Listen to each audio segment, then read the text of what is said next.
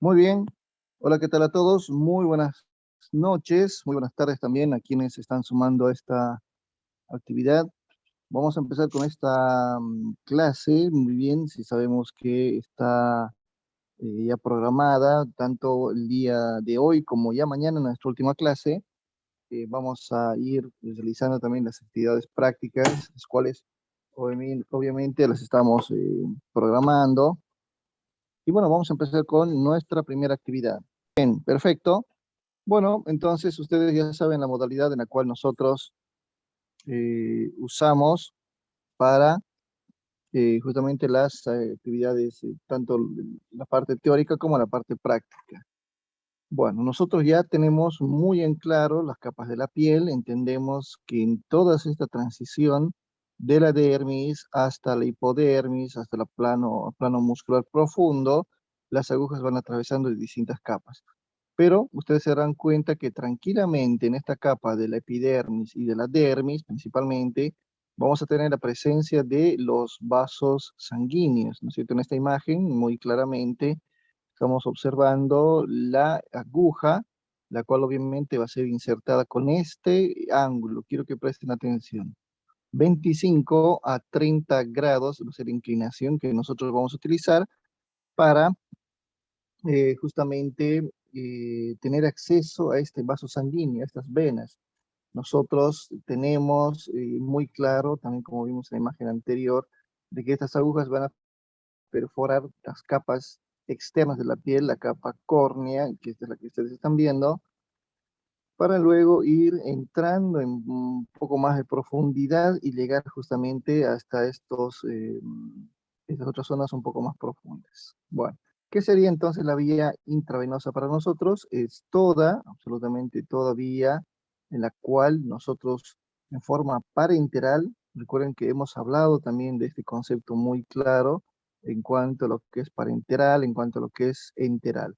Parenteral, vuelvo a repetir, es cuando nosotros utilizamos vías de acceso que directamente saltan a la circulación y no la vía digestiva. Recuerden que yo en esta vía, la intravenosa, voy a colocar medicamentos directamente hacia la vena, por eso se llama parenteral. Voy a saltar todo el proceso enteral, el proceso digestivo, de absorción, de digestión, y directamente pasaría este medicamento a la circulación y el efecto es mucho más rápido, mucho más inmediato.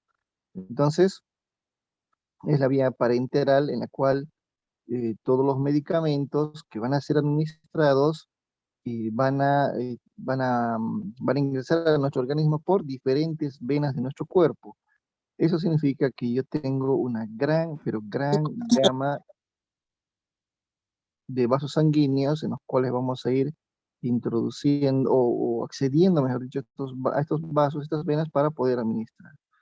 Obviamente ya tenemos nosotros al torrente sanguíneo todo el acceso directo y vamos a esquivar, como les indicaba, todo proceso de absorción como en otras vías. Por ejemplo, en la vía muscular, ustedes saben que, como vamos a ver mañana, eh, cuando inyectamos en músculo, ese medicamento tiene que absorberse por ese plano muscular. Así como vimos en la subcutánea, al pasar medicamento en ese tejido adiposo, en ese tejido graso, también tarda en absorber. Entonces, ¿qué es lo que pasa? En la vía venosa, directamente nosotros vamos a administrar, directamente vamos a pasar el medicamento. O sea, vamos a saltar todo ese proceso parenteral. Entonces, esa es la forma en la cual nosotros vamos a proceder. Ahora, en esta imagen, ustedes están viendo justamente una jeringa, están viendo una aguja que en realidad corresponde a las otras vías de administración. Pero recuerden que si en este caso se está usando esta jeringa y estas agujas, seguramente es para administrar pequeñas cantidades, pequeñas dosis, ¿sí? Bien.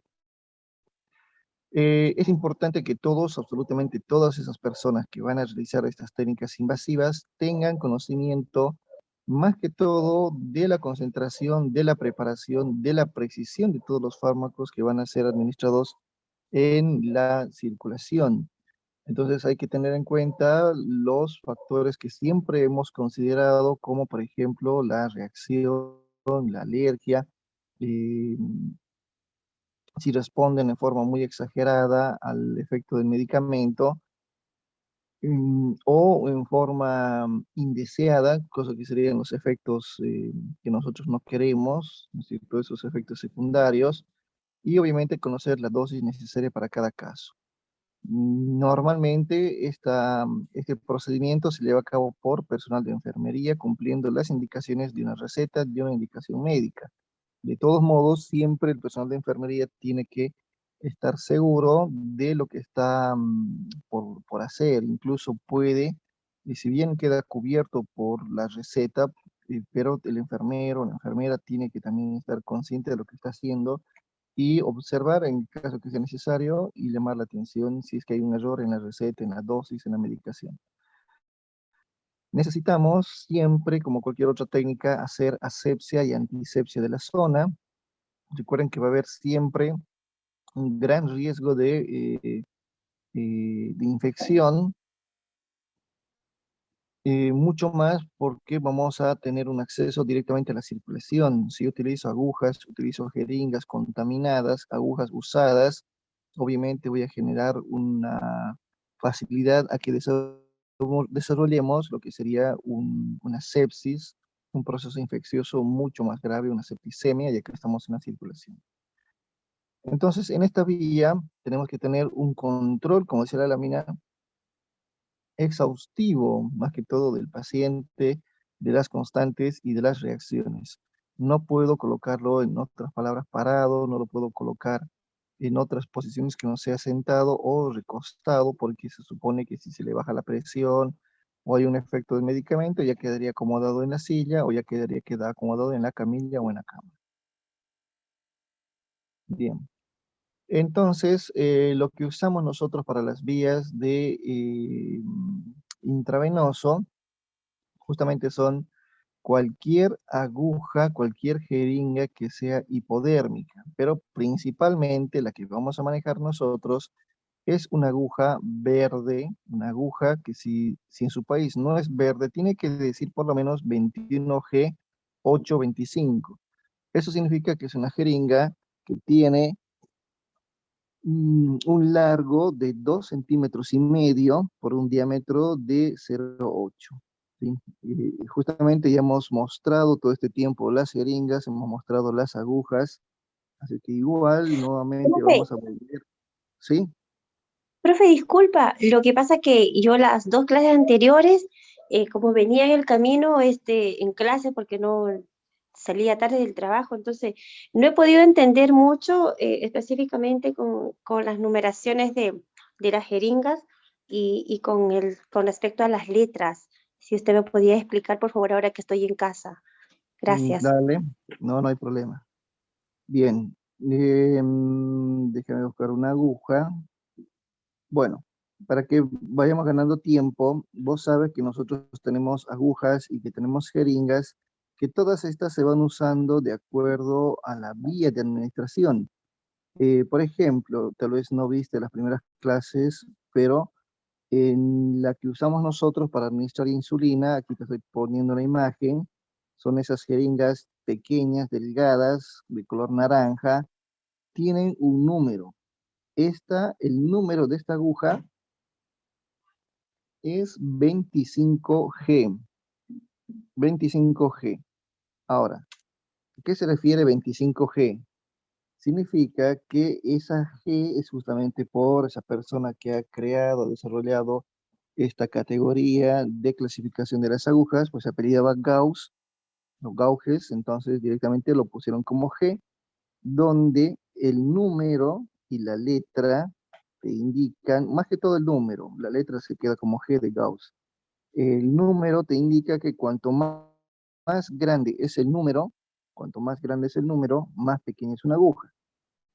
Por ejemplo, esta que ustedes están viendo, que estás viendo justamente ahora, es una número 25 de color naranja.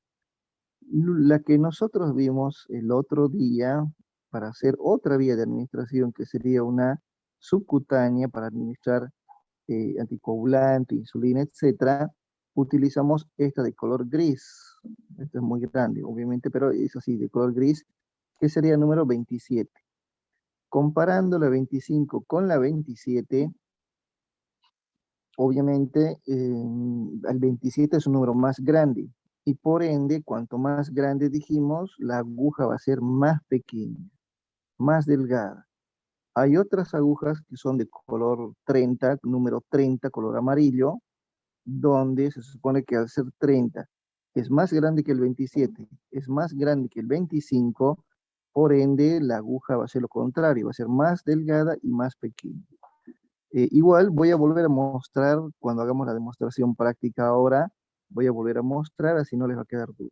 Pero la que nosotros vamos a utilizar ahora para vena, vamos a utilizar justamente agujas que son de color verde. Agujas que tienen un... Sí, hola, hola, Lauro. Sí. Bien, perfecto, no hay Buenas, problema. doctor. ¿Qué tal? Bien, bien, bien. ¿Todo bien? ¿Hay alguna duda o recién entraste? No, recién entré porque no estaba y acá un aguacero muy duro y no había podido llegar a donde tengo conectividad. Ya me perdí la primera parte. Bueno, no te perdiste mucho, empezamos también un poquito tarde. Bueno, Bueno, vamos a continuar. Entonces, para tu compañera que nos preguntaba justamente los números, esta que están viendo ahora es de un color verde, pero tiene un número más pequeño el número. El número es 21, ¿sí? Entonces, acordate, la de color naranjado era 25, la de color gris era 27. Comparando con estas, son número más pequeño porque su número es 21. Entonces, cuanto más pequeño es el número, más grande y más larga es la aguja. Entonces aquí estás viendo que es más grande y más larga. Hay más grandes y hay más largas. Así también hay más pequeñas y más cortas. Entonces, quédate con este dato. Si el número de la aguja es muy grande comparado con otro, esa aguja tiene que ser más pequeña. Entonces, si yo comparo, mira, para que no nos quede más duda, esta es 25, no, 21G, 21. ¿Te das cuenta? 21. No recuerdo el nombre de la persona que me preguntó, pero es esta que estás Leonor, viendo, Leonor, bien, perfecto, Leonor. Esta que estás viendo de color verde es 21.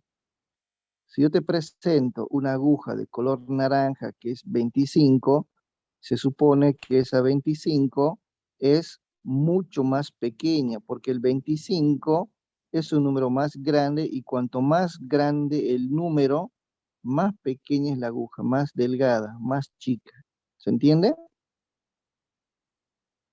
Leonor? sí, profe, sí, doctor, le entiendo. Cuando el número es más grande, entre más grande el número, es más Más delgado y pequeña. sucesivamente. Exacto. Si Sí, llegamos al claro, 21, es porque es el más grande. claro. Obviamente hay más grandes que el 21, pero nosotros solamente para esta aplicación, para colocar un medicamento en la vena, no necesito que sea tan grueso, no necesito que sea muy, muy grande. Que sea 21G, e incluso de los 21G, también hay otros 21G que son, no son más gruesos, sino son más largos, más largos. Tiene el mismo grosor, el mismo diámetro, solamente que hay unas que son más cortitas y otras que son mucho más largas, porque obviamente en el músculo, como vamos a ver mañana, necesitamos que la aguja atraviese todo el tejido graso del glúteo y llegue al plano profundo del músculo que está al fondo, en la profundidad. Entonces necesitamos que sean agujas largas, no gruesas. El mismo Y eso va grosor, pero largo. y eso va a depender del medicamento que uno use entonces. O sea, si necesitas una aguja más larga es porque va a depender también del medicamento, ¿o no? Más que no, más que del medicamento, de la zona donde estás administrando. Si yo te voy a colocar, por ejemplo, en tu pierna, quizás no tengas tanto tejido graso como en otras zonas de tu cuerpo. Hay personas que tienen poco tejido graso, o sea, son personas delgadas, digámoslo así, son flacos, Entonces no va a haber mucho problema. O por ejemplo, un niño, si yo voy a poner a un niño un antibiótico, no necesito que sea una aguja larga, porque ese músculo, o estamos hablando de músculo, ¿no? En ese caso yo necesito una aguja que sea normal, no necesito que sea larga. Pero supongamos que tengo un pariente que le tengo que colocar una penicilina porque está enfermo y, y le tengo que colocar en el glúteo, pero resulta que él tiene mucho glúteo, y tiene mucho glúteo, ¿saben a qué me refiero? ¿No es cierto? Entonces, ese tejido adiposo, ese tejido graso que está en el glúteo, no me va a permitir ingresar al músculo, porque ese medicamento que yo le quiero colocar es para el músculo, no es para el tejido subcutáneo, para el tejido graso. Entonces ahí necesito yo tener agujas largas, en ese caso. Pero volviendo a lo nuestro, que serían las venas están prácticamente básicamente saliendo de la piel. Entonces no necesito que las agujas de las venas sean largas, más bien tienen que ser cortas para tener mayor precisión, para tener mayor agarre y mejor precisión exactamente, ahí sería la palabra, mejor precisión para no tenerla muy larga ni tampoco muy cortita, o sea, lo normal. Ya les voy a mostrar el tamaño, les voy a mostrar el color y vamos a mostrar las comparaciones, no se preocupen. Pero vuelvo a repetir, en este caso a nosotros nos interesa que sea 21G color verde, nada más, que sea para vena. Ustedes se van a una farmacia, le piden, bueno, véndame una intravenosa y les van a dar una jeringa y les van a dar una aguja que es para vena exclusivamente. Bueno, hay muchas formas en las cuales nosotros hacemos la administración en vena. Una de estas sería la que ustedes están viendo aquí en su pantalla, inyección intravenosa en forma directa. ¿Qué significa esto?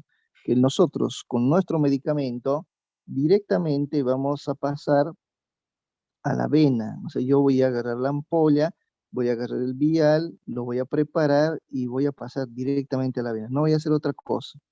Y eso es lo que vamos a hacer ahora en la demostración práctica. Nosotros vamos a agarrar un medicamento, vamos a, eh, vamos a romperlo, vamos a abrirlo, vamos a sacar el medicamento y vamos a introducir a la vena directamente.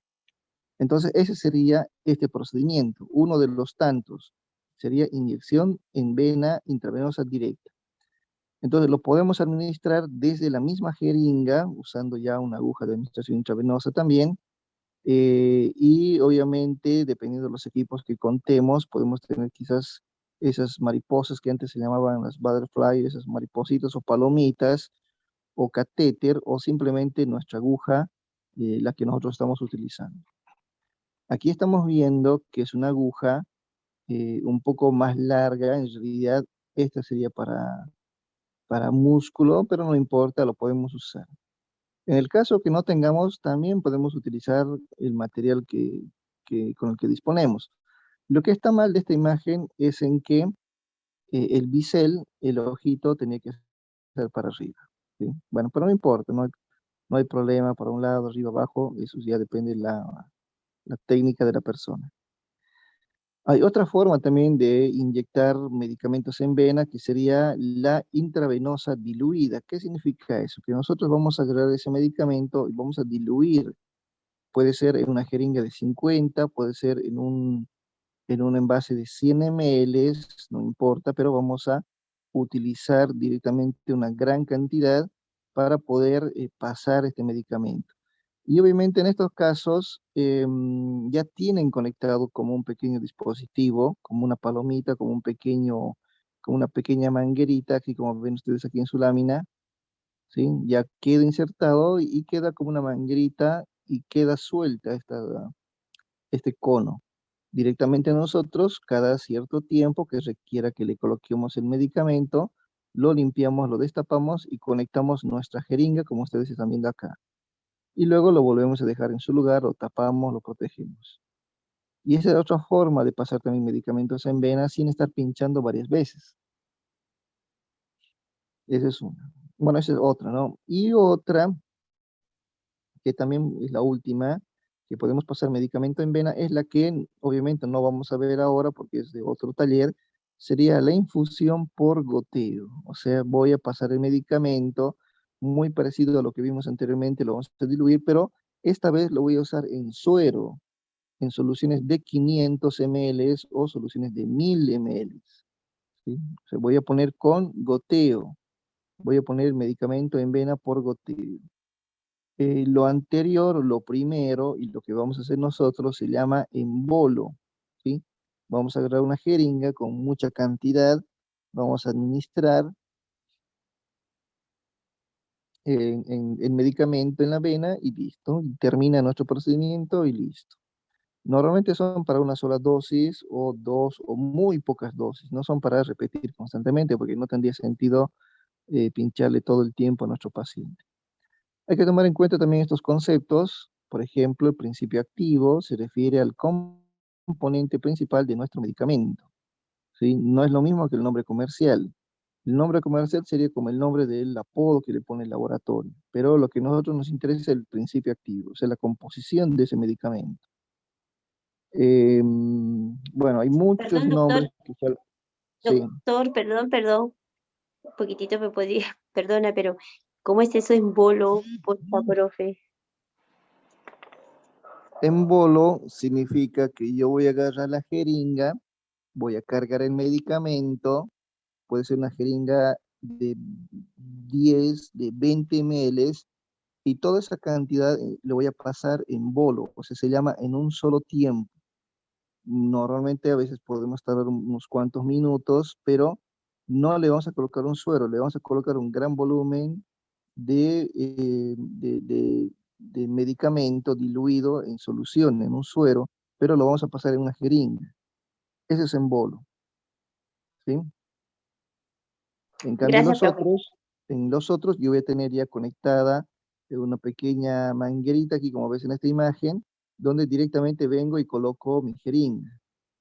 O en el otro caso, directamente voy a usar un suero.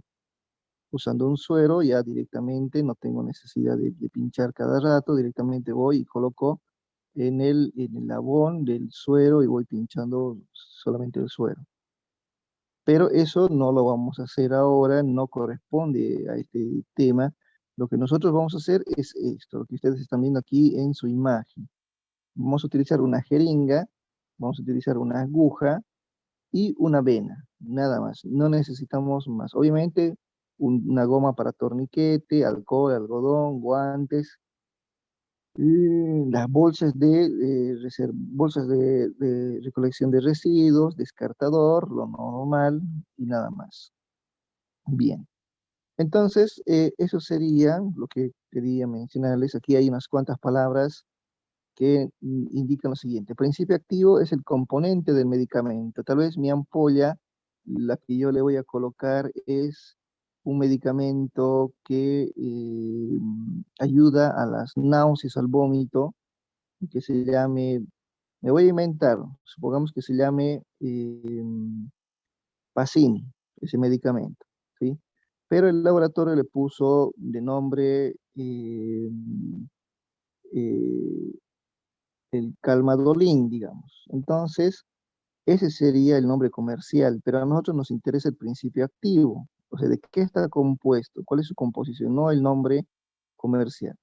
Pero bueno, eso no es necesario. Si, igual lo voy a pasar este PDF para que ustedes lo tengan, pero si quieren estudiarlo y aprenderlo, no hay problema. Inyectable directa, intravenosa directa, ya sabemos nosotros, vamos a pasar en forma directa o diluido en 10 o en 20 ml, lo que les decía en bolo. Diluida, obviamente nosotros vamos a tener más cantidad, tengo 50, 60 ml, incluso en 100 ml voy a diluir ese medicamento en vena. O en forma continua, lo que dijimos, un suero, vamos a hacer una perfusión intravenosa de 500 o de 1000 ml. Otras vías de administración, nosotros ya sabemos, subcutánea, intradérmica, intramuscular, que no necesariamente los medicamentos que nosotros contamos van a ser para estas vías. Hay medicamentos que son hechos solamente para una vía, no para las demás. En su mayoría, pero ustedes van a ver que dice IM y B, o sea que sirve ese medicamento para el músculo y sirve para vena. Y los sueros también entrarían en otra clasificación. Justamente yo les iba a plantear mañana, si están de acuerdo, en un tiempo no muy lejano, hacer un taller sobre canalización, un curso en realidad así como este, donde igual vamos a mostrar, vamos a realizar y vamos a enseñarles a canalizar. Pero bueno, eso es en otro momento, por eso son temas que tienen mucha relación, porque si nosotros hablamos en venas, hablamos de agujas, es muy similar lo que es la canalización, pero tiene otro protocolo y otro material. Bueno, el material para nosotros, ¿qué necesitamos para hacer un inyectable ahora en vena? Guantes, gasas, antiséptico, un torniquete, una aguja y una jeringa, nada más. Solo con eso, y obviamente el medicamento, ¿no es cierto? Que sí o sí no tiene que faltar. ¿En qué zonas vamos a administrar? Lugar de inyección. En realidad, en adultos, por lo general utilizamos los miembros superiores, sobre todo el dorso de la mano, ¿sí? O sea, la parte de la mano, la parte dorsal, y a veces también en el antebrazo. Menos usado lo que sería en los pies, la yugular también en situaciones de urgencia se pueden utilizar, como también la del codo, porque son venas más gruesas y podemos meter grandes cantidades de volumen a poco tiempo. Aquí anatómicamente quiero que se aprendan dos cosas. Las venas dorsales de la mano, y las venas dorsales, y estas que serían las venas que utilizamos para distintos procedimientos. Quiero que se acuerden este nombre. La cefálica y la basílica. Cefálica, basílica. Son venas que están trayendo la sangre de tus dedos hacia tu corazón. Si nosotros hacemos un torniquete a este nivel, estas venas se van a llenar de sangre y van a estar listas y preparadas para el inyectable, ¿sí?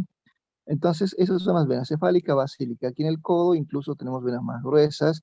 Si ustedes quieren utilizar las venas dorsales de la mano, también la pueden utilizar. Todo depende del medicamento, todo depende del fármaco.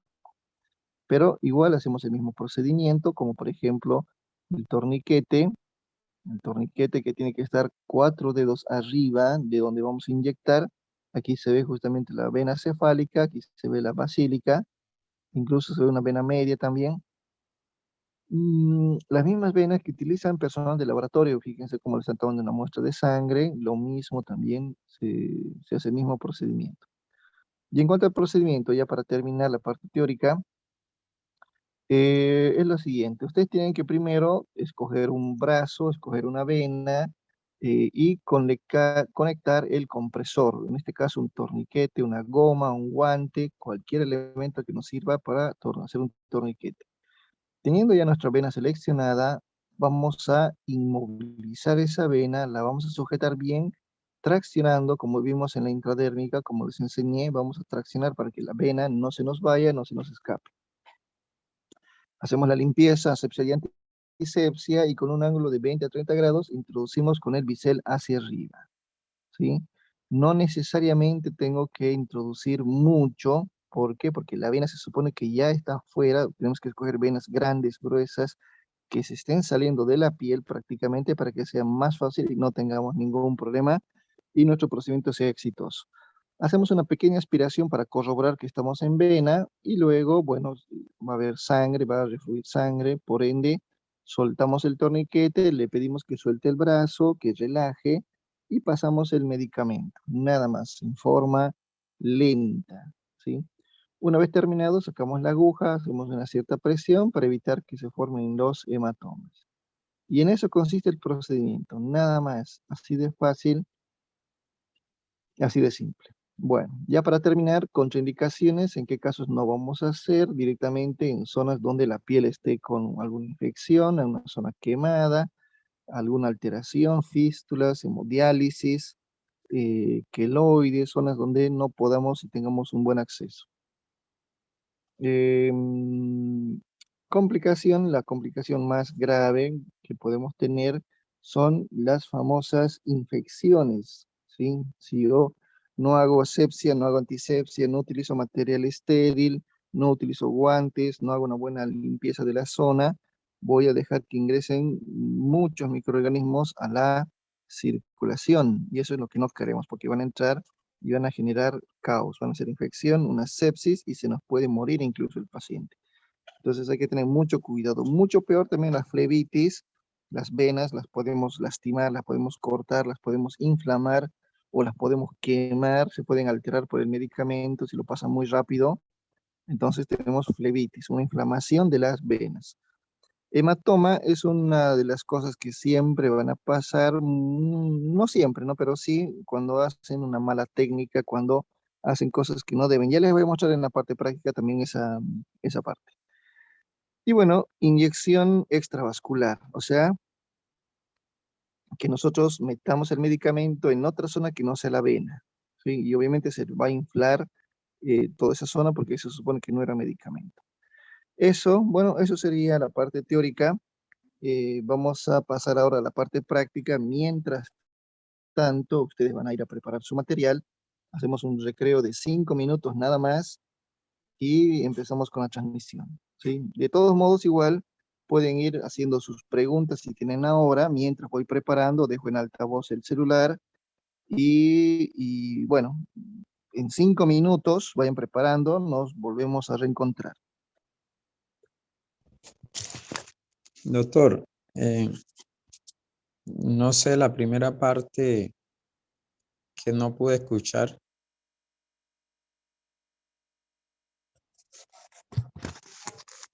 ¿Qué parte específicamente? Pues de lo cual llegué, lo que ya había explicado en el comienzo.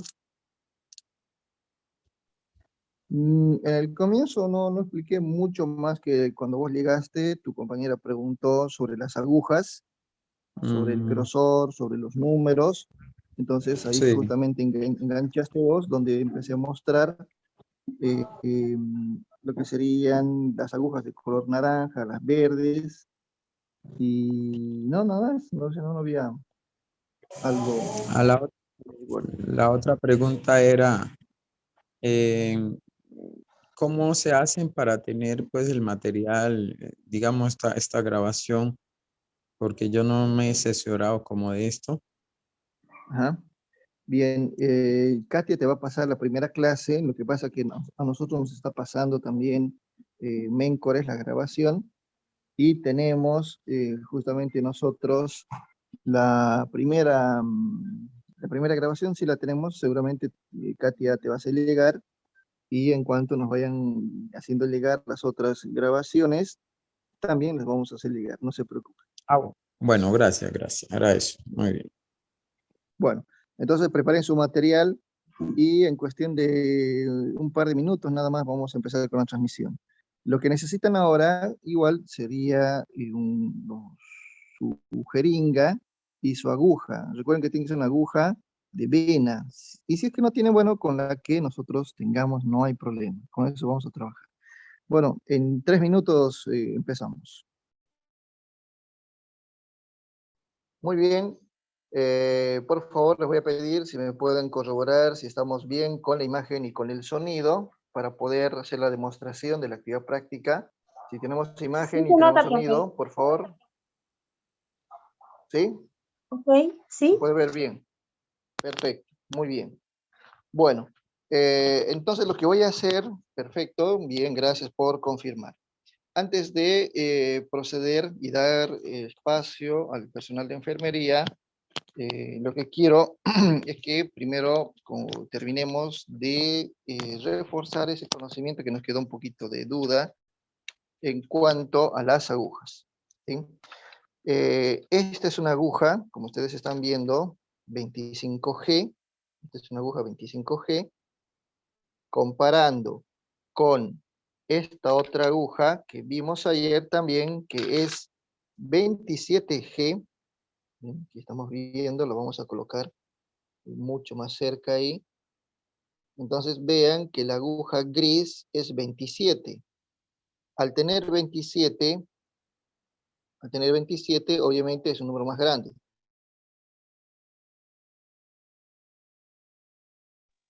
Entonces, esto es lo que quiero que vean. Entonces, cuando el número es más grande,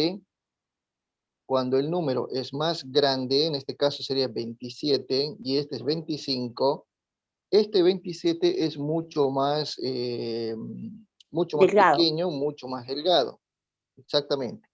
En cambio, si yo voy a comparar con una aguja de estas, que sería la 21G, es un número pequeño, pero como es pequeño el número, obviamente va a ser mucho más grande. Entonces, si comparamos con las otras agujas, por ejemplo, esta que estamos viendo serían de músculo, vamos a utilizar nosotros una de vena más pequeña, más corta, más corta. Exactamente, aquí también estamos viendo otras agujas que también tienen este tamaño, ¿sí? Bueno, entonces esta que es de vena, este es de músculo, estamos viendo de músculo, son más pequeñas las de músculo. Aquí, por ejemplo, exactamente, vamos a realizar esta comparación con estas dos, vamos a retirarlas. Estas dos son el mismo diámetro, ¿sí? Creo que se ve mejor. Ahí. Las dos son 21G, pero si ustedes prestan atención, una es más larga que la otra, ¿sí? Una es más larga que la otra. Entonces, eso significa que una de estas es para vena y la otra es para músculo. Entonces, incluso hay otras agujas que les indicaba que son del mismo color, tienen el mismo diámetro, el mismo grosor, pero el largo es mucho más extenso, o sea, más aquí. Incluso hay otra que es mucho más larga. Pero bueno, eso lo vamos a hablar mañana cuando hablemos de las intramusculares. Hoy solamente vamos a hablar de las intravenosas. Y las intravenosas utilizamos esta, que es normal, es un tamaño de 2,5 cm aproximadamente. Ustedes cuando vean y se compren una aguja nueva, estéril, como en este caso, van a poder corroborar que dice aquí, justamente, no sé si la cámara puede enfocar bien aquí, bien, ahí dice 21G 25,8. Ahí se ve muy bien, 25,8. Eso significa que tiene 8 el diámetro, el calibre por donde pasa el medicamento, y el largo sería 25 milímetros, o sea, 2,5 cm. Entonces, lo que vamos a hacer nosotros, lo que ustedes si quieren, a modo de práctica, se compran estas gomitas, esta goma, y simulan que es una vena. Entonces, pueden también eh, conectar con una jeringa, no importaría el tamaño, pues una jeringa de 5, de 10, de 1, de 2, y vamos a sujetar de esta forma. Dedo índice, dedo pulgar, como si fuese la subcutánea, ¿se acuerdan? Vamos a rotar, y nada más. Y esa es la forma en la cual nosotros tenemos que sujetar. El ojito del bisel tiene que apuntar hacia arriba, este ojito. Tiene que apuntar hacia arriba. Y listo. Entonces yo me puedo comprar una de estas gomas, en una ferretería las venden, en las farmacias también las venden, son gomas de torniquete, gomas de ferretería, para las gomas de las gomeras, que así las conocen. Como si fuese una vena, nosotros vamos a practicar este procedimiento. Vamos a utilizar un ángulo no de 90, no de 45, sino de 30. Este sería el ángulo que vamos a utilizar. Tampoco 10 ni 15, sino 20 a 30. Entonces ahí voy a proceder a introducir. Fíjense que no estoy introduciendo del todo. Quiero que vean. Este sería la aguja. Introducimos y solamente introducimos un poco. Vean cuánto de aguja quedó fuera. ¿Es como introducir 1 centímetro nada más? O Menos, menos, menos? menos. Mira, fíjate la aguja. No sé si el zoom es muy bueno o yo soy el malo que enfoca, pero mira que aquí se ve el ojito. Este es el ojito. Este es el ojito. Apenas atraviesa la piel apenas atraviesa la piel, porque esa vena se supone que ya está fuera, saltando, y listo, ahí me quedo. O sea, no voy a meter más, porque si meto más, ¿qué va a pasar? Voy a perforar la vena y lo voy a generar una hemorragia. Por eso no tengo que meter todo, voy a meter solamente un poquito. Meto un poquito y voy a sentir además que estoy atravesando una pequeña barrera y listo, ¿sí? Entonces eso es lo que hago. Luego voy a aspirar y cuando aspire se supone que tiene que salir sangre, porque estoy en vena, porque la aguja entró a vena, ¿sí? Entonces cuando yo aspire va a salir sangre. En ese momento, ¿qué hago? No aspiro todo, me detengo la aspiración, aflojo el torniquete, porque aquí habíamos colocado un torniquete, y luego empiezo a pasar el medicamento. Entonces pasamos el medicamento y directamente a la vena. Y cuando terminemos, apretamos esta zona con una gasita, sacamos nuestra jeringa y la presionamos un segundo, ¿sí? Esto es importante presionar. Bien. ¿Se entendió lo que hice? Sí, profe, perfecto. Bien. Entonces, esto es lo que vamos a hacer ahora en un paciente real. Ya tenemos la presencia del personal de enfermería. Quiero que presten atención. Vamos a tratar de enfocar o tener justamente cubrir todos los ángulos necesarios para que ustedes vean, porque son medicamentos reales y son pacientes reales, ¿sí? Entonces, bueno, ahora sí, denme un segundo, voy a proceder a dar espacio y vamos a empezar a enfocar muy bien, ¿sí? Perfecto. Bueno, entonces, aquí tenemos ya justamente el personal de enfermería. Vamos a utilizar nosotros, puede ser una jeringa, una aguja.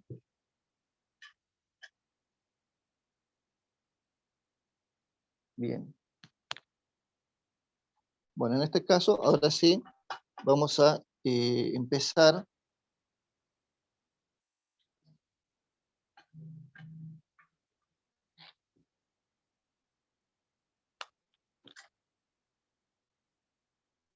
Bueno, el procedimiento que ustedes ya conocen es básicamente el mismo. Aquí en este momento se está procediendo a hacer el torniquete, ¿sí? Hacemos un pequeño torniquete. Doctor, disculpe. Sí. ¿Y qué pasa si se llega a perforar la vena, como usted dijo, y hay una hemorragia? ¿Es muy difícil de parar eso o qué tiene que hacerse? No, se puede detener el sangrado, se puede detener, no hay problema. Se Ah, detiene, se ok. hace presión. Se saca la Ah, jeringa, se entiendo. saca la aguja, se saca el torniquete y se hace presión. Bueno, ahí Ok, están muchas gracias. viendo, presten atención, estamos haciendo la preparación de las gasas con alcohol, ¿sí? Estamos limpiando justamente nuestra ampolla, vamos a quebrarla, y una vez que nosotros hagamos justamente ese procedimiento, ya tenemos directamente listo para preparar, para administrar. Estamos viendo justamente todo en este momento, todo como vamos Ahora sí preparando. mejor porque no se notaba muy bien. No, la cámara no enfoca muy bien. Ahora sí un poco mejor. Gracias. Claro, es que estamos sobre la enfermera y es un poquito complejo. Está muy bien, estamos tratando de cubrir todos los ángulos. Bien, entonces ya tenemos nosotros nuestras jeringas, ya tenemos lista, estamos montando también a nuestra aguja, ¿sí? Bien. Recuerden que también hay un dato importante con esto, es en que estas jeringas y estas agujas se tienen que manejar con mucho, pero mucho cuidado, ¿sí? Em, para que no generemos ningún daño, ningún riesgo. Bien. Ahí estamos viendo justamente cómo estamos cargando el medicamento. Vamos a tratar de enfocar un poco más, ahí está bien.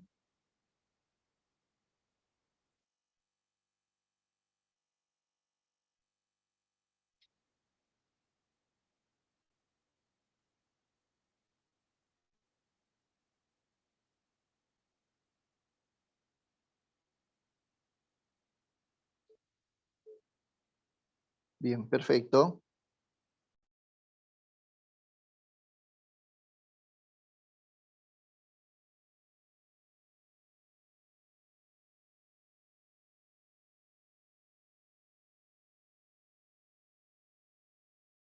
Bien, entonces fíjense que nosotros en este momento usamos una aguja para cargar. Vamos a hacer un cambio porque vamos a utilizar otra para la administración.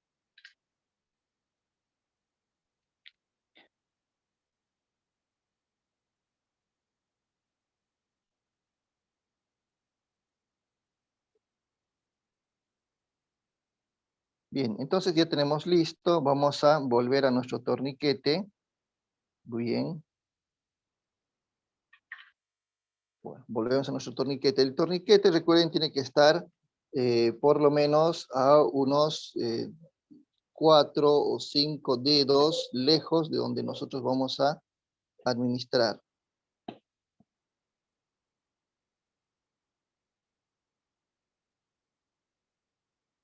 Bien.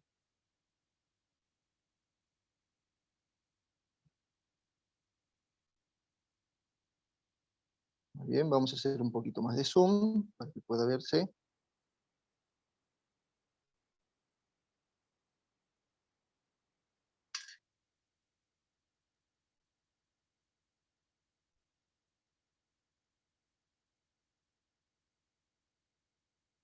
Bien, aspiramos. Ustedes están viendo cuando se aspira, hay retorno. En ese caso, aflojamos ya el torniquete, ¿no es cierto? Y lo que nos quedaría solamente ahora es pedirle que suelte la mano, y nosotros vamos a ir pasando el medicamento. Vamos a colocar justamente una gasa, después. Bien, perfecto. Bien.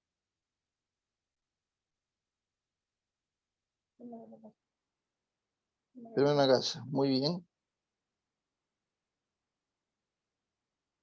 Es importante hacer presión. Ustedes están viendo que en este momento se está elaborando una presión importante, ya que si no hacemos presión, vamos a generar un hematoma importante, ¿sí? Muchas de las veces después de un pinchazo les queda el brazo todo moreteado, justamente porque a veces no estamos haciendo la presión, y ahí, como vieron, ya dejó de sangrar, y igual vamos a volver a colocar nosotros nuestra pequeña bandita. Y es importante esto, no le vamos a pedir al paciente que flexione el codo. Ustedes saben que a veces después de eso les piden que doble el codo, en realidad no, nada más. Nosotros hacemos esa presión, como ustedes vieron como hizo el personal de enfermería, y luego de eso solamente nos quedaría registrar, verificar. Obviamente en todo momento se estuvo monitoreando los signos vitales, si tenía alguna reacción, alguna respuesta al medicamento, y ya se había indagado que no había alergias, no había ninguna reacción, y obviamente ese procedimiento fue todo un éxito, como ustedes vieron, sin ningún problema. Esto es algo que se hace constantemente todo el tiempo en múltiples administraciones, ¿sí? Bien, entonces vamos a agradecer al personal de enfermería, vamos a agradecer también a nuestros pacientes, los cuales están formando parte, de alguna manera, están formando parte de su capacitación. Bien, entonces, ahora sí, no sé si les quedó alguna duda. Si les quedó alguna duda. De mi parte, no, doctor. No sé. Doctor, una pregunta. ¿Qué Sí. tal si el medicamento, digamos, que la vena se ha movido? Entonces, porque a veces cuando los ponen se hincha ese lugarcito, entonces el medicamento no entra realmente al torrente sanguíneo, ¿no ve? Y en ese caso,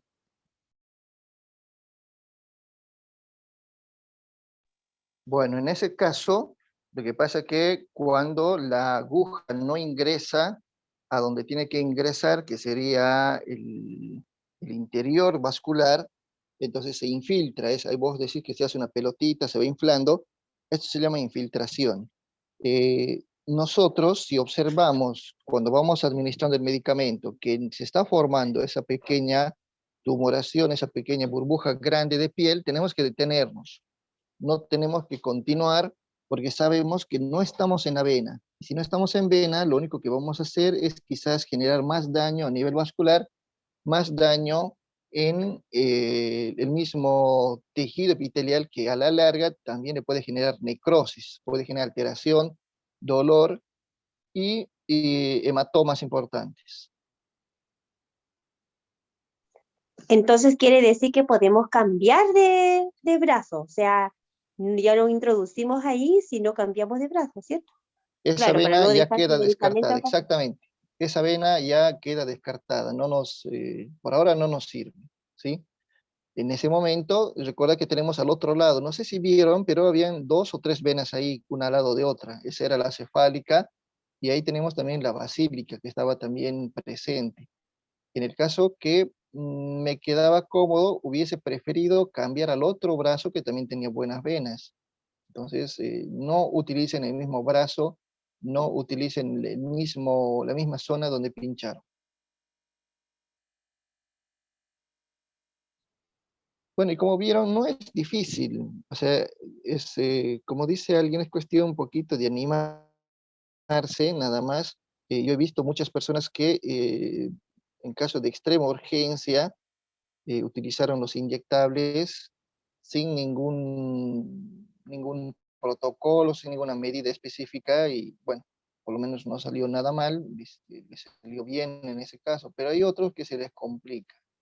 Hay otros que tienen infecciones, otros que tienen reacción, otros que no sabemos que son alérgicos y empiezan en ese momento a temblar, a convulsionar, a desmayarse. Entonces, siempre antes de administrar, recuerden los correctos de la enfermería. Yo preparo, yo administro, yo registro, yo respondo. Y tengo que tener el consentimiento informado, tengo que tener una receta que me respalde. Yo no puedo ir inyectando ahí a lo loco sin tener un respaldo también legal de mi parte. ¿Sí? Disculpe, doctor, pero No hay que ser, puede pasar que a veces el sí. paciente dice que no es alérgico a nada y resulta que cuando se le coloca la Ujú, inyección es alérgico, pues. ¿Y qué sí. hace uno? Y bueno, lo que vimos en la primera clase, ¿qué vimos en la primera clase?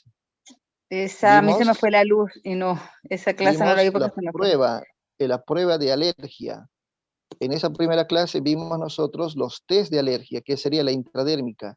Lo que nosotros Mm, aplicamos, esa pequeña pápula, ese globito en la piel que hicimos, eso justamente tiene esa finalidad para hacer pruebas de alergia antes de administrar un medicamento. ujú, Yo antes de ya. administrarte, obviamente voy a formarme esa pápula, voy a esperar unos 5 o 10 minutos y voy a ver si eres alérgico o no.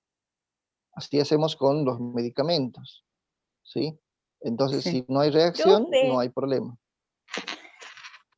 profe, Sí, perdón, al igual que mi compañera, yo no vi esa parte de cómo hacer el test de alergia. Yo creo que sería muy importante antes de finalizar para bueno, los que no hemos podido estar, por favor. No, bueno, Gracias, profe. disculpa, los que compañera, no, yo no, ya la chica Katia ya pasó ese video, el primero de esa clase.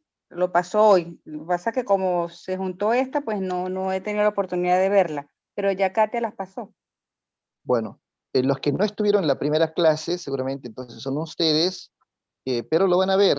Si es que no les llegó, Katia, ya saben quién es Katia, es mi secretaria, escríbanle, ella les va a enviar nuevamente el link. Y esa es la primera clase. En nuestra primera clase, la intradérmica, esa ha sido básicamente la demostración específica, porque yo hice una prueba de alergia. Antes de administrarle, hice esa prueba de alergia formando esa pápula y ustedes vieron que no había reacción, no había respuesta, no era alérgico a ese medicamento y cómodamente pudimos administrar todo después. Lo que tienen que tomar ustedes en cuenta siempre es en que, como dice su compañera, no confíen en lo que dicen. Ustedes asegúrense, incluso si el médico le manda la receta, ese médico tendría que haberse asegurado de que no era alérgico. Incluso colocar en la receta, hacer previo prueba de alergia antes de administrar. Esa es obligación también del médico. ¿Sí? Ustedes también tienen que observar eso, darse cuenta y cuidar también al paciente, cuidar una vida, porque si agarramos la receta a lo loco y hacemos también a lo loco, y bueno, las consecuencias pueden ser fatales. Pero como vieron, en realidad es cuestión de práctica. Ustedes agarren una jeringa, agarren una goma. El otro día les pasé en el grupo también unas imágenes de unas gomas, de goma Eva o Foami, y no sé cómo se llaman en otros países. Pueden hacer una especie de piel, pueden colocar una goma debajo de esa piel como si fuese una vena, y practican justamente la técnica del ángulo, de cómo sujetar la aguja, cómo cambiar de la mano, cómo aspirar, cómo soltar. Y lo del torniquete, yo voy a, mañana, en la mañana, voy a hacer un video del torniquete, ¿sí? Para que los que no vieron muy bien el torniquete ahora, lo voy a hacer un video mañana, lo voy a subir a mi canal de YouTube, y el link lo voy a pasar mañana aquí en el grupo. Así ustedes entran y ven cómo se hace un torniquete, las opciones de los torniquetes, y ya quedarían con eso más preparados. Porque el torniquete también tiene su truco. Hay muchos que lo hacen mal todavía, otros que siguen utilizando guantes, utilizan otras cosas, pero bueno, vamos a mostrar las opciones. Bueno, ¿qué les pareció? ¿Hay alguna duda más? ¿Hay alguna consulta? Profe, los Yo- antibióticos también pueden ir por esta vía, ¿cierto? Exactamente, los antibióticos van por esta vía. Ya Ustedes, sea vuelvo a también repetir, para niños, para, igual. ¿Es más sí, cómodo? también. Yo, en un niño, que si yo le voy a colocar antibiótico, y sé que, y vos sabes que los antibióticos no es uno solo, se supone que vamos a tener más dosis de antibiótico. El antibiótico se coloca cada 8, cada 6 horas. Para no pincharle a ese niño, ¿qué preferimos hacer? ¿Se acuerdan lo que vimos ahora? Colocar directamente una infusión. ¿Se acuerdan lo que les dije? Que sería esta parte, la infusión intravenosa, por goteo. O sea, le voy a colocar un suero, en otras palabras. Prefiero colocarle un suero, y directamente en el suero voy colocando el antibiótico a ese niño cada 6 horas, cada 4 horas, y no le estamos pinchando la vena. Pero la vena sirve para muchos medicamentos, para una gran gama de medicamentos, antibióticos, corticoides, analgésicos, todo lo que ustedes en su mayoría pueden imaginarse va por la vía intravenosa.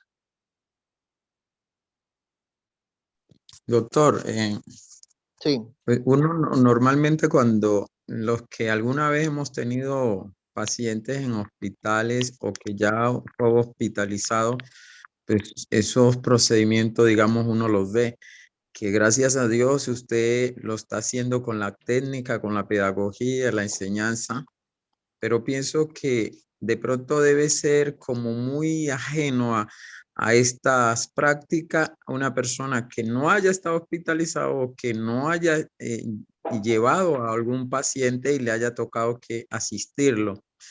Entonces, uno mira cómo hacen el torniquete y aunque lo bueno que usted pues nos dice porque yo he visto que con lazos, con guantes, con la goma esa, bueno, como decía el que diga usted, depende, digamos, ya la práctica que quiera la persona, pero bueno, lo que usted nos está diciendo, que algunos no son tan confiables, pero en ese orden de idea, pues uno, digamos, lo mira. La otra es que yo hace muchos años me coloqué un suero, pues no, pues como yo trato, como digamos, cuando he ingresado a hospitales, mirar y como tratar de aprender estas cosas, pero bueno, no con técnica y de la manera que usted lo está haciendo, yo me lo coloqué con la mariposita y llegué en la mano derecha, pero fue abajo en los radios, en las radiales, ¿cierto? Y entonces era la pregunta, aparte del húmero, la parte alta donde usted se ensayó ahora, abajo no se puede también colocar ese suero. Bien, ¿tu nombre es Auro, puede ser? No vi el nombre. ¿Cómo es Auro. tu nombre? Sí, sí, Auro. sí, Auro Auro, César, sí. Auro. Justamente tocaste un tema muy bueno, porque nadie me preguntó qué medicamento usé. Todo depende del medicamento. Hay medicamentos que, por ejemplo, hay un antibiótico que es muy fuerte, no sé si lo escucharon ustedes, una ceftriaxona, cefotaxima, que se colocan en vena, que si yo le coloco en el dorso de la mano, ¿vieron donde Normalmente vos seguramente nos estás indicando ahí en el dorso de la mano te colocaste.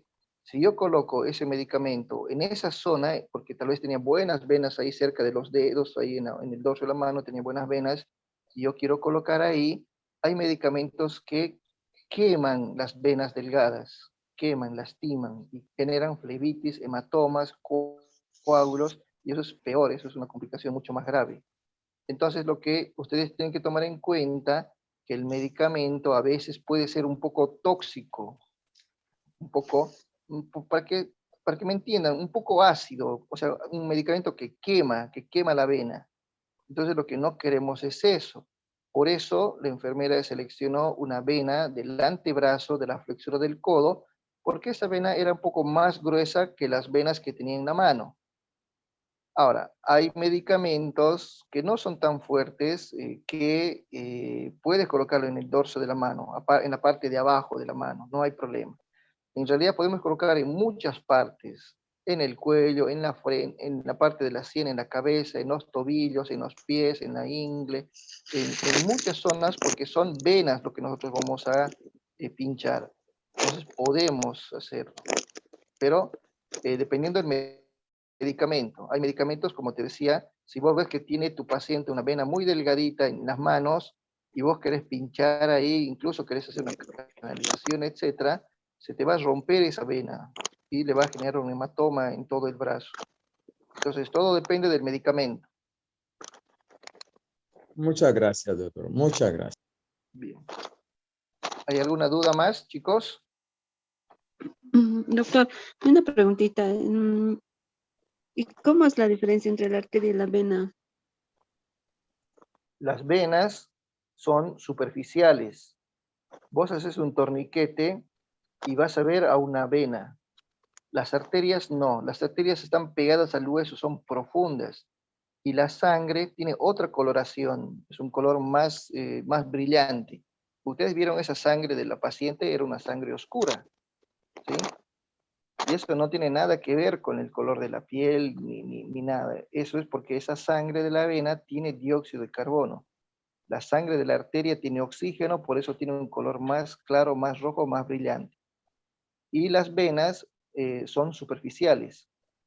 Para tener acceso a una arteria, se tiene que pinchar casi llegando al hueso, porque son profundas. Por ejemplo, en las muñecas, que es una zona donde siempre nosotros a veces hacemos un acceso vascular arterial para otros fines, entonces tiene su protocolo, tiene su técnica distinta, no necesitamos ni hacer torniquete. En cambio, en la vena sí, porque recuerda que la vena está llevando la sangre a tu corazón. Vos haces el torniquete y esa sangre queda estancada, por eso se llena la vena. En la arteria es otra cosa, es distinto el procedimiento. Es mucho más complejo, pero tiene su protocolo también. ¿Se entendió? Sí, doctor. Bien. ¿Hay alguna duda más?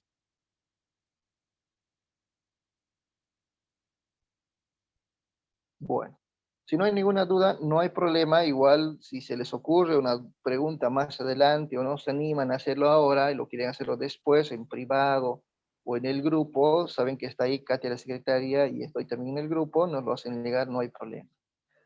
Bueno, entonces Doctor, mañana, sí, una preguntita. Y cuando se, ¿cómo se dice? Se toma el medicamento, cuando se absorbe, al ponerse, debe sacar el aire, ¿no ve? claro, no tiene que entrar aire. Es más, la creencia popular dice que si vos dejas un poco de aire en tu jeringa, ese aire va a ingresar en el paciente y ese aire le puede generar una embolia, ¿no es cierto? Eso es lo que siempre nos muestran en las películas, incluso que inyectan aire y la gente se muere, ¿no es cierto? Pero eso es una mentira, son cosas que pasan en la tele, son cosas que solamente no son reales. Puede que por accidente te quede una pequeña burbuja de aire cuando estés pasando el medicamento, pero no pasa nada, esas pequeñas burbujas se reabsorben y no generan complicación. Para hacer daño a una persona con aire en una jeringa se necesita mucho más volumen, mucho más cantidad. Así es que en eso no se preocupen. Pero siempre, como vos decís, hay que sacar el aire, exactamente. Hay que sacar el aire, no tiene que haber aire en esa jeringa ni en esa aguja. Doctor, perdona, ¿cuándo se cristaliza un antibiótico? ¿Por qué se cristaliza? Bien, esa es una muy buena pregunta que es para mañana, porque mañana vamos a ver los antibióticos intramuscular. Ah, Bueno, pero igual te voy adelantando. Seguramente los que se les cristaliza más son las penicilinas. Esos son famosos por cristalizarse. eso, sí, sí, sí. Qué significa cristalizarse? Es en que a veces estas penicilinas, cuando han sido mal preparadas, han sido no de fábrica, sino por el personal de enfermería, han sido mal diluidas, incluso han sido combinadas con otros medicamentos que lo vuelven más espesa. Y de modo que cuando vos estás inyectando a esa persona en el glúteo, se tapa. Entonces tienes que sacar del glúteo, sacar la jeringa, sacar la aguja, y vos ves que otra vez vuelve a pasar normal, pero vuelves a colocar en el glúteo y se vuelve a tapar. Y ya se vuelve incluso mucho más espesa esa penicilina que después, con mucho esfuerzo que logras colocar, le duele mucho al paciente, le duele muchísimo, muchísimo. Es como si le hubiesen dado un golpe fuerte en esa zona que no puede caminar un buen tiempo. Entonces, básicamente es por reacción química de esa penicilina. A veces lo preparan con mucha anticipación y la penicilina está ahí preparada en la jeringa, esperando que obviamente haga su limpieza, le baje el pantalón, haga todos los pasos previos antes del intramuscular. Entonces ya esa penicilina se va espesando, va cambiando su textura, por decirlo así, por ende se va tapando. Mucho más si hacemos combinaciones con otros medicamentos, que eso también lo vuelve más espeso. Eso es una cristalización. Mañana lo vamos a hablar, no hay problema, lo vamos a tratar también a detalle y les voy a enseñar cómo evitar esa situación. Pero eso es de intramuscular. Está muy bien igual tu pregunta. Doctorina, preguntita. Gracias, profe, ¿Y los gracias. medicamentos aceitosos? Bien, eso es para intramuscular. En vena, sea líquido, sea aceitoso, todo va a pasar en forma directa. Ahora, si ustedes se acuerdan, yo les dije que hay medicamentos que tenemos que diluir, porque son muy concentrados. En ese caso, ustedes vieron que no diluyó, directamente agarró el medicamento, lo aspiró, lo cargó, cambió de jeringa y lo pinchó. Entonces, hay otros medicamentos que sí o sí hay que diluir con solución fisiológica. Utilizamos jeringas más grandes, la misma aguja, pero la jeringa la cambiamos. Entonces, sí, en ese caso hay que diluir. Pero mañana, como vamos a ver en intramuscular, en los oleosos, aceitosos, se tiene que hacer un pequeño masaje.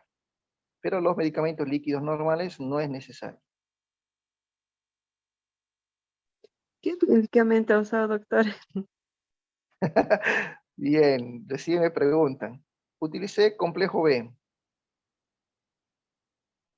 Complejo B. Ustedes conocen el complejo B, ¿no es cierto? Es un amarillo, aceitoso, medio aceitoso, y es muy bueno en personas que tienen mucho dolor neuronal, dolor osteoarticular también.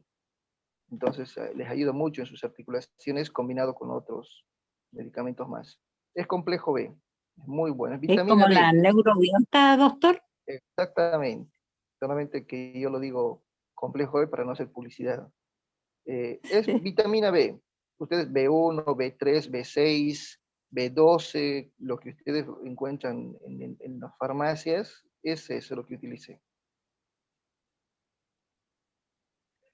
El, el doctor,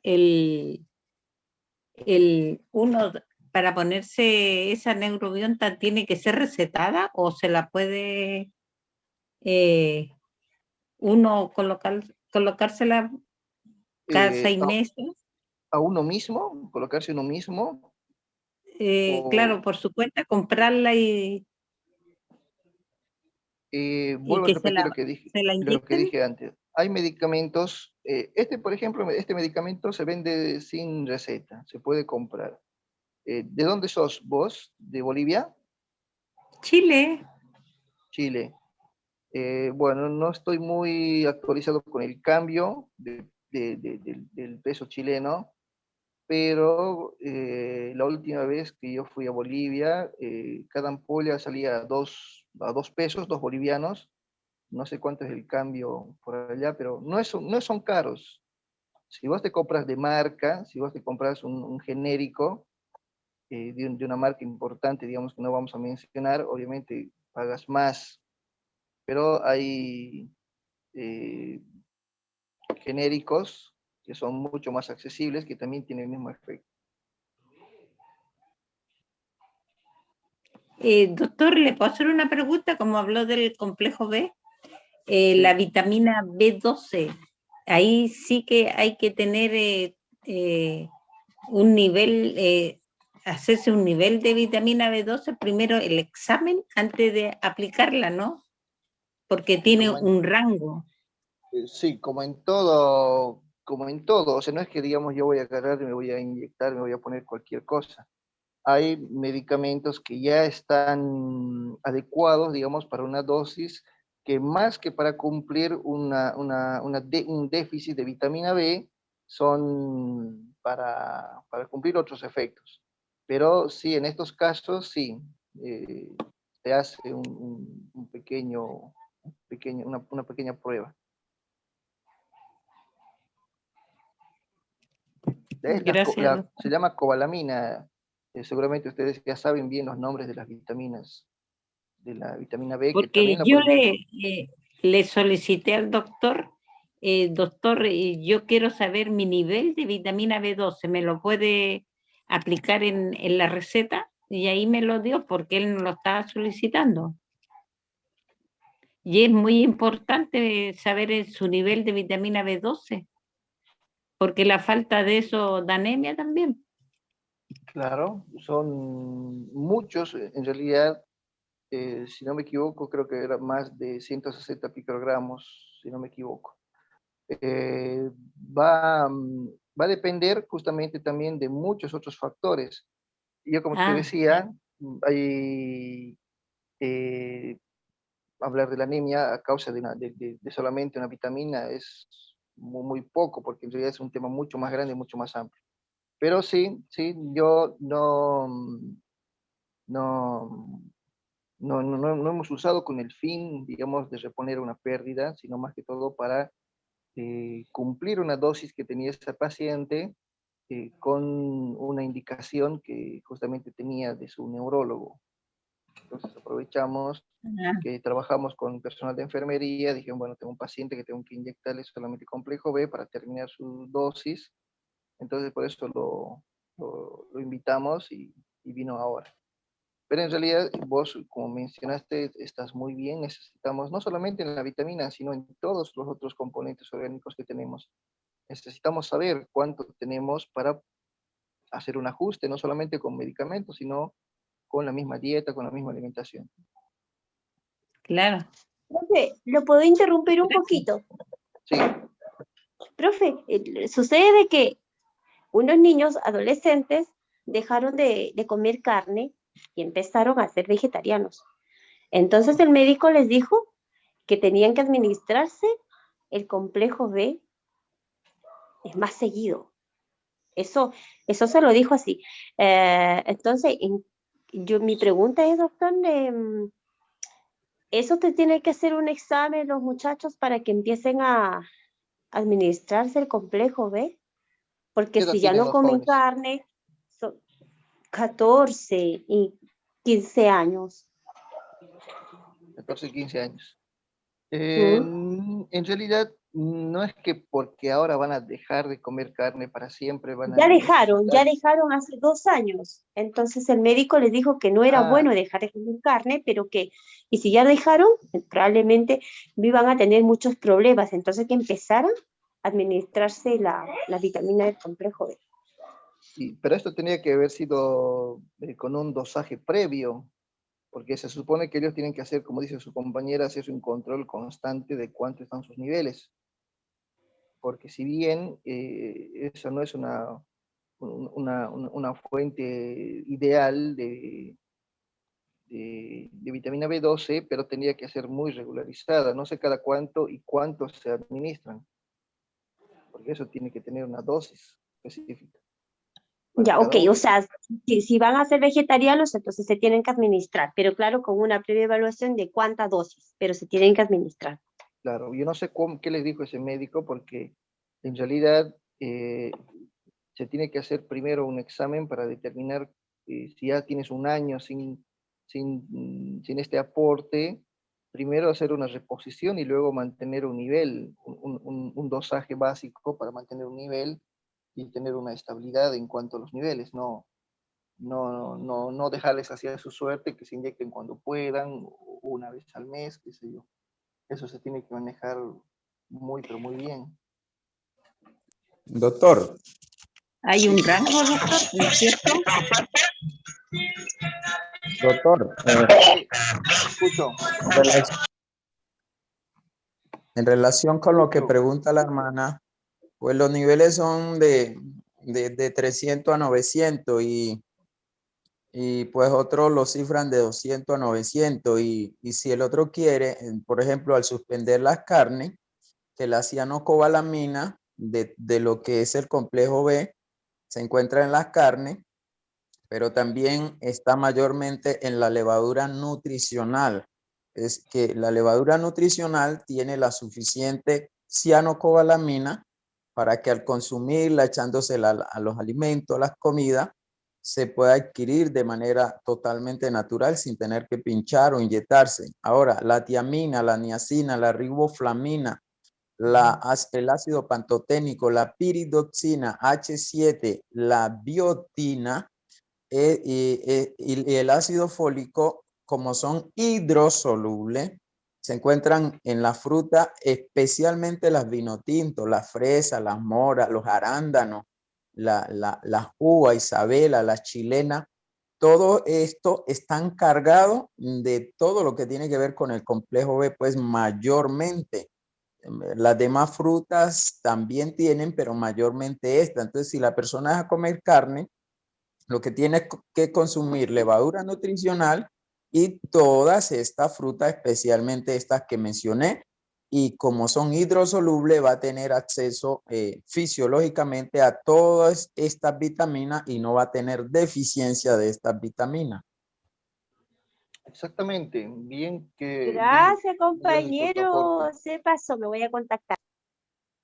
Sí, hay un dato muy importante que ustedes tienen que tener, que no solamente es cuestión de administrarse, ustedes tienen que saber si su cuerpo está pudiendo generar la absorción de todos estos fármacos. Si no es así, entonces también no tendría mucho sentido. El mismo almacenamiento, la misma disponibilidad que tiene tu cuerpo en utilizarlo va a depender también. Pero bueno, nos fuimos hablando del complejo B, pero era otro el tema. Bien, Gracias, doctor. bueno, si no tienen ninguna duda con intravenoso, entonces cerramos aquí. Mañana vamos a hacer intramuscular. Si ustedes desean, pueden también preparar su aguja, su jeringa, un peluche, una almohada, algo para que ustedes puedan también ir haciendo a la par mía el procedimiento. ¿Sí?